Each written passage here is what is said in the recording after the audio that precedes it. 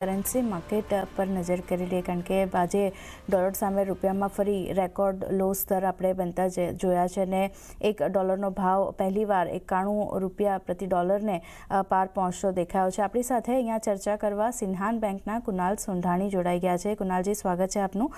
અને રૂપિયા પર વાત કરી લઈએ. જે રીતનું આપણે લેવલ્સ જોઈ રહ્યા છે, સતત ને સતત દિવસે દિવસે એક રેકોર્ડ લોના લેવલ્સ આપણને બનતા દેખાઈ રહ્યા છે. ઘણા બધા ફેક્ટર અસર કરી રહ્યા છે. જો સૌથી પહેલાં તો જે આપણે રૂપિયામાં નરમાશ જોઈ હતી ત્યારે આપણે માની રહ્યા હતા કે ડોલર ઇન્ડેક્સ એક વધી રહ્યો છે, એને લીધે રૂપિયા પર અસર આવી રહ્યો છે. પણ હવેનું ફેક્ટર એવું નથી, કારણ કે ડોલર ઇન્ડેક્સ ઘણા ટાઈમથી એક રેન્જમાં 98ની રેન્જમાં આપણને બનતું દેખાઈ રહ્યું છે. ક્રૂડ ઓઇલમાં એક નરમાશ છે, એટલે એ પણ ફેક્ટર જે છે તે રૂપિયા પર અસર નથી કરી રહ્યું. ગઈકાલે આપણે જોયું હતું નવેમ્બરના ટ્રેડ ડેફિસિટના ડેટા આવતા દેખાયા હતા, એને કારણે થોડી રિકવરી આવી હતી. પણ આજે ફરી એકવાર એક નવા રેકોર્ડ લો રૂપિયા બનાવતું દેખાઈ રહ્યું છે.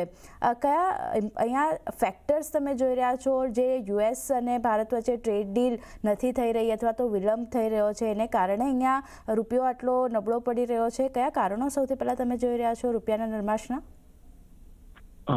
બહુ ધન્યવાદ તમારો. તો સૌથી પહેલા આપણે વાત કરીએ, તમે રાઇટલી કીધું કે જે ગ્લોબલ ફેક્ટર્સ છે એ રૂપિયામાં હમણાં અલાઇન નથી થતા. એઝ રાઇટલી સેડ, તમે કીધું કે બ્રેન્ટ ક્રૂડ પ્રાઇસીસ અરાઉન્ડ $60 પર બેરલ આવી ગયું છે. તો આપણો ઇન્ડિયન મેક્રોસ તો સારું જ છે, ટ્રેડ ડેફિસિટ નંબર્સ પણ નારો થઈ ગયા છે. ગ્લોબલી ચાઇનીઝ યુઆનમાં પણ એવું કંઈ પ્રોબ્લેમ નથી કે કંઈ શાર્પ ડેપ્રિસિએશન થાય છે કે અપવર્ડ ડેપ્રિસિએશન થાય. ડોલર ઇન્ડેક્સ ઓલમોસ્ટ 100થી 98ના તરફ આવી ગયું છે. સો ગ્લોબલ ફેક્ટર્સ ડેફિનેટલી અલાઇન નથી કરતા આ વીકનેસને. પણ જે ઇમ્પોર્ટન્ટ વસ્તુ જે જાણવી જોઈએ આપણને, એ બે વસ્તુ છે. એક, આપણે પહેલાં વાત કરીએ આરબીઆઈની જે ફોરવર્ડ બુક છે. જે આરબીઆઈની ફોરવર્ડ બુક છે ત્યાં RBI almost as per October bulletin $63 billion short position છે.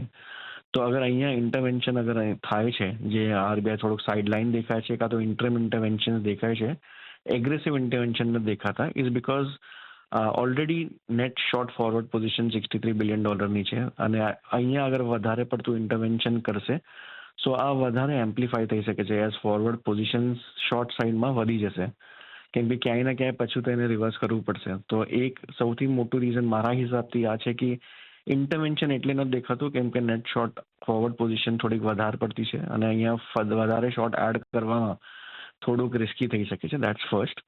સેકન્ડલી, અગર આપણે જો રેટ કટની વાત કરીએ, જે આરબીઆઈ પોલિસીમાં આપણે જોયું, તો યુઝ્યુઅલી ઓબ્વિયસલી માર્કેટ ડિસ્કાઉન્ટ કરતું હતું, પણ મારા લીધે અગર રેટ કટ થાય તો યીલ્ડ્સ જે ઓફર થાય એ લેસ અટ્રેક્ટિવ થઈ જાય.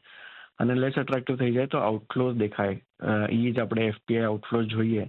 સો લાસ્ટ 3-4 સેશનમાં પણ આપણે જોયા. અને ઓવરઓલ પણ અગર એન્યુઅલી વાત કરીએ તો $18 બિલિયન પ્લસ ઇક્વિટી આઉટફ્લોઝ આપણે જોયા છે આ વર્ષમાં.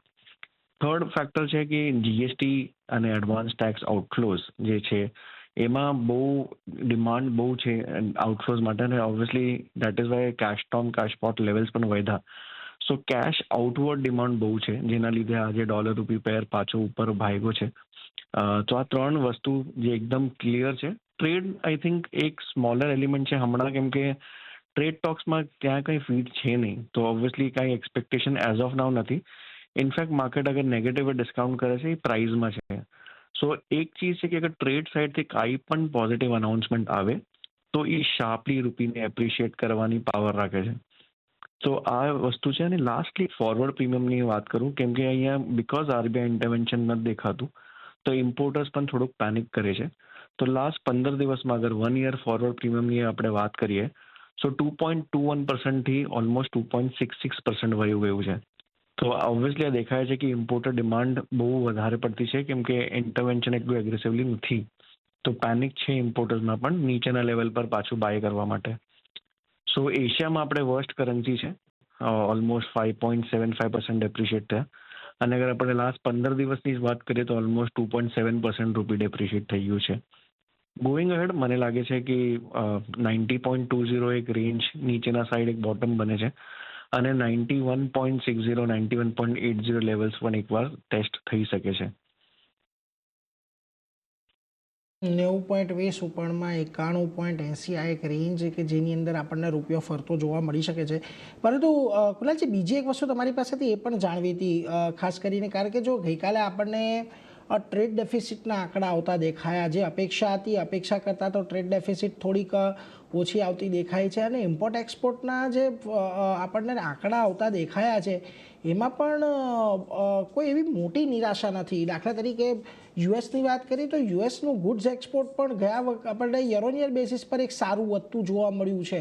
એટલે ખાસ કરીને અહીંયાથી ડેફિસિટના નંબર્સ કે બીજા બધા પરથી આપણે વધારે ચિંતા નથી. એક આજે એફપીઆઈઝનું ખાસ કરીને પહેલાં શેર બજારની અંદર જે એક સતત વેચવાલી આવી અને એને લઈને જે રૂપિયામાં ઘટાડો આવ્યો એટલે થોડાક બોન્ડના જે ઇન્સ્ટિટ્યુશનલ ઇન્વેસ્ટર હતા એ પણ પેનિક થયા. શું આ બધા કારણો પણ થોડાક અત્યારે આપણને આઉટફ્લો માટે વધારે કામ કરી રહ્યા છે? કારણ કે ટ્રેડિશનલી આપણે જોયું છે કે ડિસેમ્બર એક એવો મહિનો હોય છે કે જ્યારે એફઆઈઆઈસ કે એફઆઈઆઈસના થોડાક આઉટફ્લો તો આપણને આમ પણ જોવા મળે જ છે સારા બજારની પરિસ્થિતિમાં પણ. તમારી વાત સાચી છે. સો ઓબ્વિયસલી યુએસ નો જાન ટુ ડિસેમ્બરનું વર્ષ હોય કેલેન્ડર યર અને ઓબ્વિયસલી આઉટફ્લોઝ એન્યુલાઇઝ બેસિસ પર એટલીસ્ટ ડિસેમ્બર લાસ્ટ 2 વીક્સમાં આપણને આઉટફ્લોઝ દેખાય છે. સો આ નવી વસ્તુ નથી.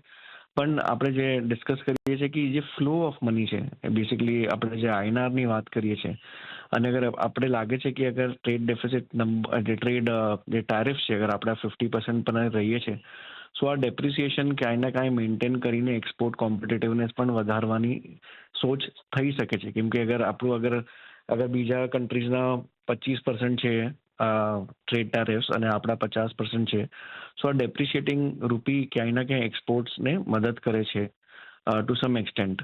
અને ઓવરઓલ તમે જે મેક્રો પિક્ચરની વાત કરો છો એમાં ડેફિનેટલી કોઈ પ્રોબ્લેમ નથી. ચાહે આપણે સીપીઆઈ કહીએ, ગ્રોથ કહીએ, ટ્રેડ ડેફિસિટ કહીએ, કરંટ અકાઉન્ટ ડેફિસિટ કહીએ, એ બધા ઇનફેક્ટ ફેવરમાં છે. અને પ્લસ આવતા કમિંગ મંથ્સમાં પણ અગર ક્રૂડ ઓઇલ નીચે જ રહે છે નિયર $60 આસપાસ પણ તો આઈ થિંક એ બહુ મોટું આઈએનઆર બેનિફિટ જ છે at the end of the day.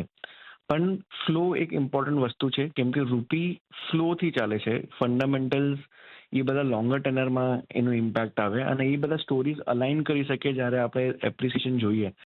પણ ઓવરઓલ રૂપી એક ડેવલપિંગ કરન્સી છે, એ એક ડેવલપ્ડ કરન્સી નથી. સો થોડા પણ ફ્લોઝ અગર આપણે દેખાઈએ ચાહે લેફ્ટ સાઈડ હો કે રાઈટ સાઈડ એનો ઇમ્પેક્ટ આપણે clearly fast movement either side દેખાઈ જાય છે. સો મારા લીધે મને એ જ લાગે છે કે એક positive impact from the trade tariff એક શાર્પ રૂપી એપ્રિસિએશનનો એ મૂવ $1.5-2 એ કરી શકે છે.